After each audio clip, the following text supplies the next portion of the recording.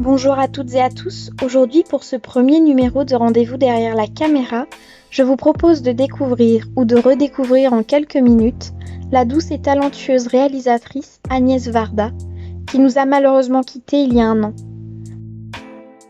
Agnès Varda est une de mes réalisatrices préférées, tant ses œuvres sont faites d'amour et de petits moments de joie. Mariée avec Jacques Demy, autre grand cinéaste avec qui elle forme un couple magnifique et fusionnel, ils font partie de cette nouvelle vague de réalisateurs français qui, à la fin des années 50, ont su donner une nouvelle saveur au cinéma et ont cassé les codes classiques des films de l'Hexagone. Elle apparaît comme une pionnière du genre, d'une part puisqu'elle est la seule femme vraiment connue du mouvement, et surtout puisqu'elle a su amener le cinéma là où personne n'était encore allé.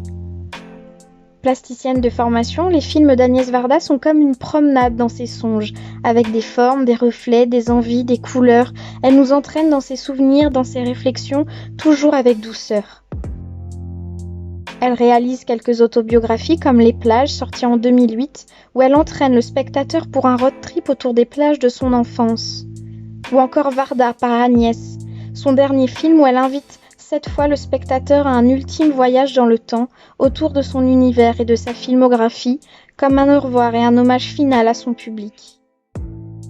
L'ensemble de son travail est une véritable ode à la vie et aux femmes, qu'elle célèbre tantôt dans des fictions comme le magnifique L'une chante, l'autre pas, le bouleversant Santoine-Illois ou alors le film tant adoré de la nouvelle vague Cléo 5 à 7, tantôt dans des documentaires, par exemple Jane B par Agnès V, où elle s'immisce dans l'intimité de son amie Jane Birkin, qu'on retrouve dans sa maison et avec laquelle elle se balade à travers les films phares, les moments forts de la vie de la belle anglaise. Puis Agnès s'envole, elle lui fait endosser le rôle d'autres Jeanne qui ont marqué l'histoire, comme Jeanne d'Arc. Elle dresse dans ses films des portraits de femmes fortes, qu'elles soient réelles ou fictives, à qui la vie n'a pas toujours fait de cadeaux, mais qui savent l'accepter pour ce qu'elle a de plus beau à offrir. Que ce soit dans la maternité et le droit de disposer de leur corps comme elles l'entendent, la vie d'artiste, la vie maritale ou tout simplement la liberté de choisir la femme qu'elles veulent être.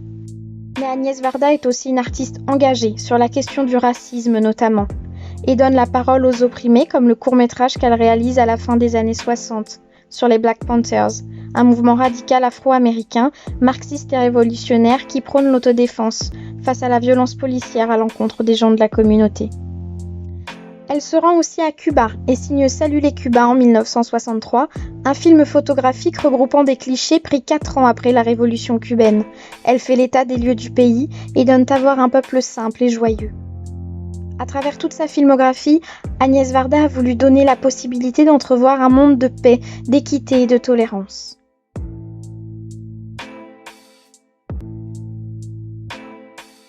Voilà pour ce premier numéro de Rendez-vous derrière la caméra. À très vite.